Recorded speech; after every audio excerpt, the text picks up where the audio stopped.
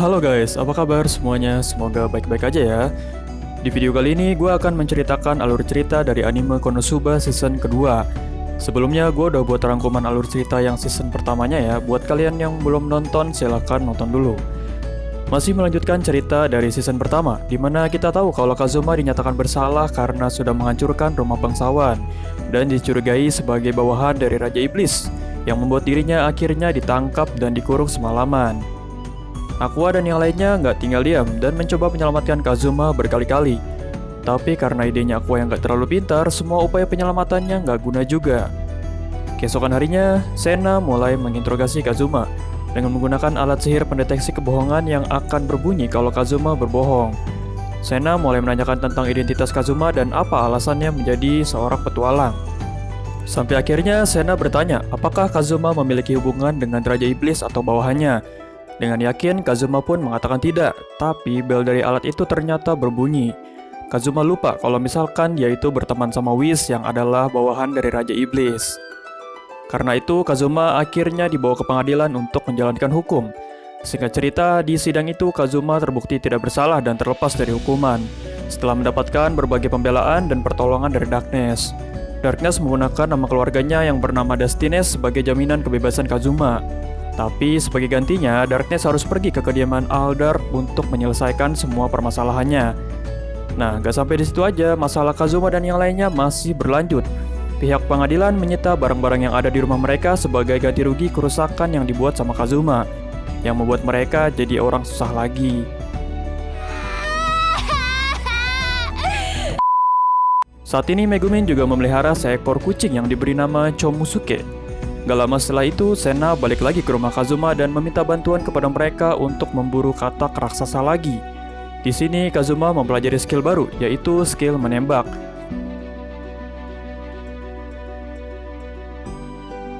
Tapi walaupun kena, serangannya nggak mempan juga, jadi ya mereka main lendir-lendiran lagi. Di saat lagi kesulitan, mereka diselamatin sama Yun Yun. Yun Yun ini adalah seorang penyihir yang berasal dari desa yang sama seperti Megumin, dan dia selalu menganggap Megumin sebagai rivalnya. Sebenarnya Yun Yun udah dikenalin pertama kali tuh waktu di OVA-nya ya. Kalau belum nonton OVA-nya silahkan nonton aja karena gua nggak bahas. Karena kataknya berhasil dikalahkan, Sena dan Aqua kembali ke guild untuk membuat laporan.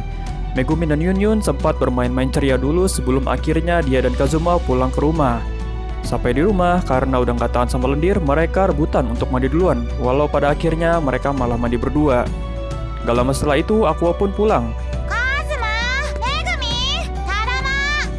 Karena pintunya belum dikunci dan takut ketahuan, Kazuma membekukan pintu kamar mandi menggunakan skill freeze-nya, karena nggak mau kalau misalkan Aqua menyebutnya Lolicon karena ketahuan mandi berdua sama Megumin. Singkat cerita, keesokan harinya mereka bertiga pergi mengunjungi Whis di tokonya untuk menjual sesuatu. Tapi di toko itu mereka ketemu lagi sama Yun Yun. Yun Yun sebenarnya udah nungguin mereka dari pagi karena tahu kalau Megumin dan yang lainnya sering pergi ke toko itu. Di sini Megumin menceritakan kalau Yun Yun itu adalah orang yang kesepian dan gak punya temen.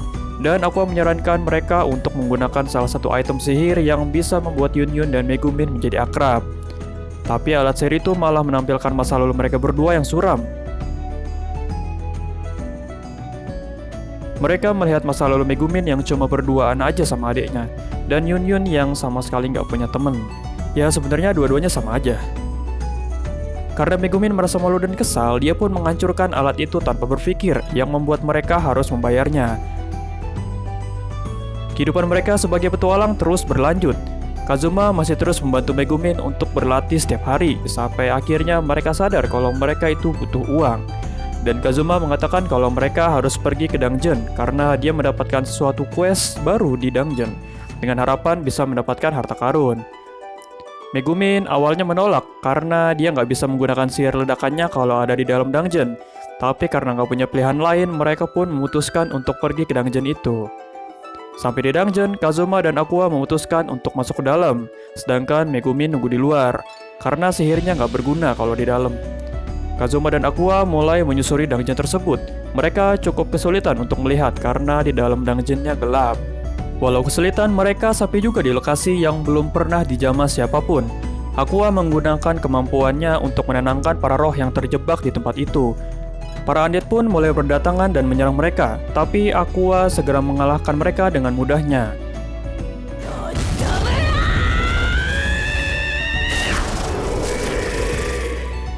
Selanjutnya, Aqua secara tidak sengaja menemukan sebuah pintu rahasia. Yang mereka temui di dalamnya adalah seorang undead yang bisa bicara. Undead itu bernama Kill. Dia pun mulai menceritakan tentang kisah hidupnya, dan Kill meminta tolong kepada Aqua untuk memurnikannya. Aqua pun setuju untuk membantu dan berhasil memurnikannya.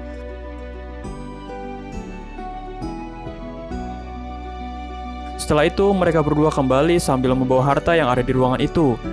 Di perjalanan, Kazuma menyadari kalau munculnya para undead-undead tadi itu karena pengaruh dari Aqua sendiri. Ya, sama kayak kejadian waktu lawan Dullahan dulu. Undeadnya cuma ngejar Aqua doang. Dan pas banget lagi diomongin, para undead dan monster-monster itu ngejar mereka lagi. Ya, pokoknya singkat cerita, mereka berhasil keluar dan pulang. Mereka berhasil mendapatkan harta dan quest mereka dinyatakan berhasil. Mereka pun berpesta-pesta ria di guild untuk merayakan keberhasilan mereka, yang membuat uang yang baru mereka dapatkan langsung habis lagi. Di hari selanjutnya, mereka dikejutkan dengan kepulangan Darkness secara tiba-tiba. Darkness juga menggunakan pakaian yang tidak biasa. Darkness mengatakan sebagai ganti dari pengampunan Kazuma, dia harus menikah dengan putra dari bangsawan itu. Dia juga bercerita selama ini dia nggak pulang-pulang karena kesulitan mencari cara untuk mencegah perjodohan itu.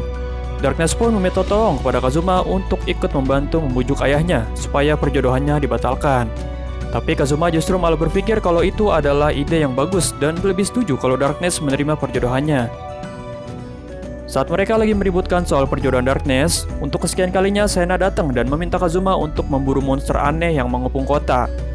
Setelah melihat situasi yang ada, Kazuma memanfaatkan Megumin untuk mengambil pekerjaan itu, sekaligus menyingkirkannya. Dia mengatakan kalau cuma Megumin aja yang bisa membasmi monster-monster itu, dan karena senang mendapat pujian, Megumin pun nurut dan ikut dengan Sena. Setelah kepergian Megumin dari party, Kazuma dan yang lainnya segera pergi ke rumah Darkness untuk bertemu dengan ayahnya. Kazuma dan Aqua pun mengganti kostum mereka. Mereka menggunakan kostum pelayan. Tapi di sini Kazuma sama sekali nggak berpikir untuk membatalkan perjodohannya, karena kalau perjodohannya berhasil, dia bakal dapat imbalan.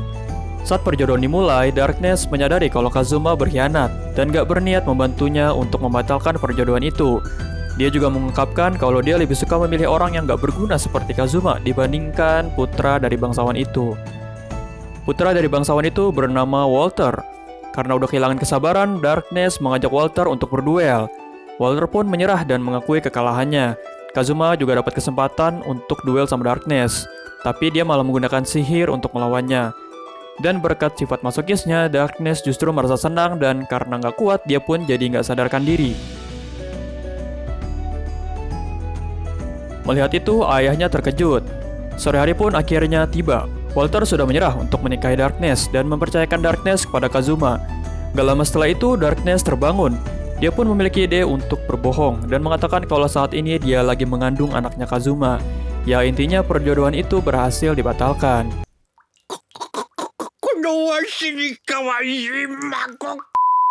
Beberapa menit kemudian, Sena dan Megumin kembali untuk memanggil Kazuma. Sena mengatakan kalau monster-monster yang ada di dungeon Kill waktu itu mulai berkeliaran. Kazuma pun menyadari kalau lingkaran sihir yang dibuat Aqua waktu itu adalah penyebabnya. Lingkaran sihir itu membuat monster-monster untuk menjauhinya dan berkeliaran ke tempat lain. Karena merasa bertanggung jawab, Kazuma dan yang lainnya memutuskan untuk kembali ke dungeon itu. Sena mengatakan kalau kemungkinan ada orang yang mewujudkan atau menciptakan monster-monster yang berbentuk seperti boneka itu. Dia meminta Kazuma untuk mengalahkan perapalnya dan menempelkan kertas segel di lingkaran sihir yang dibuat Aqua waktu itu. Monster-monster kecil itu akan menempel pada sesuatu dan meledakkan dirinya. Darkness memutuskan untuk maju duluan karena ketahanan dari baju zirahnya. Megumin memutuskan untuk nunggu di luar lagi dan Kazuma mengajak Aqua untuk masuk ke dalam. Tapi Aquanya nggak mau karena dia merasa trauma dari pengalaman terakhir mereka di dungeon itu. Akhirnya cuma Kazuma, Darkness, dan beberapa petualang aja yang masuk ke dalam. Di dalam dungeon, mereka terus diserang sama monster-monster kecil itu. Dan seperti biasa, hal itu malah bikin Darkness kegirangan. Kazuma dan Darkness pun berhasil menemukan dalang di balik monster-monster boneka tadi. Dia adalah salah satu komandan dari pasukan Raja Iblis yang dijuluki Vanir. Vanir mengakui tujuan awal kedatangan dirinya ke situ karena mau menyelidiki soal perkara si Verdia atau Dulahan yang waktu itu. Dia juga berkeinginan untuk mati selayaknya penjahat yang licik. Tapi untuk memenuhi rencananya itu, dia harus menguasai dungeon itu dulu. Tapi dia nggak bisa masuk lebih jauh lagi karena ada lingkaran sihir yang dibuat Aqua waktu itu. Vanir mempunyai satu skill yang bisa membuatnya membaca pikiran dan melihat sesuatu dari dalam diri seseorang. Dan setelah menggunakan skill itu ke Kazuma, dengan mudahnya dia mengetahui kalau yang membuat lingkaran sihir itu adalah Aqua. Bahkan dia juga bisa mengetahui kalau Aqua itu adalah seorang dewi. Darkness pun mulai menyerang Vanir, walaupun serangannya nggak ada yang kena. Vanir juga menggunakan salah satu trik liciknya untuk pura-pura kalah dan mengambil alih tubuhnya Darkness. Tapi kesadaran Darkness nggak sepenuhnya hilang. Dia masih bisa ngelawan dikit-dikit, yang bikin mereka malah jadi ribut sendiri. Kazuma memanfaatkan situasi itu untuk menghapus lingkaran sihir yang dibuat Aqua. Vanir akhirnya berhasil menguasai tubuh Darkness sepenuhnya dan pergi keluar dungeon. Tapi pas baru aja keluar, Aqua langsung menyerangnya.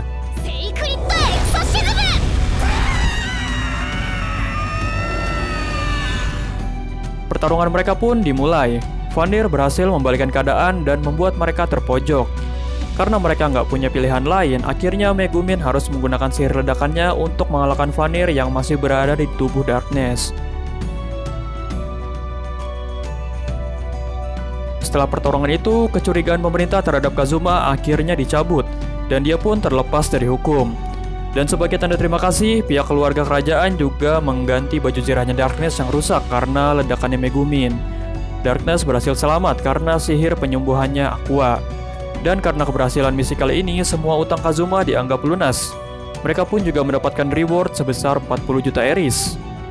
Oke guys, sekiranya sampai di sini dulu untuk part pertama ini. Gua akan lanjutkan lagi di part selanjutnya. Terima kasih sudah menonton, mohon maaf kalau ada kekurangan dan kesalahan dalam penyampaian alur cerita. Dan sampai jumpa di video selanjutnya.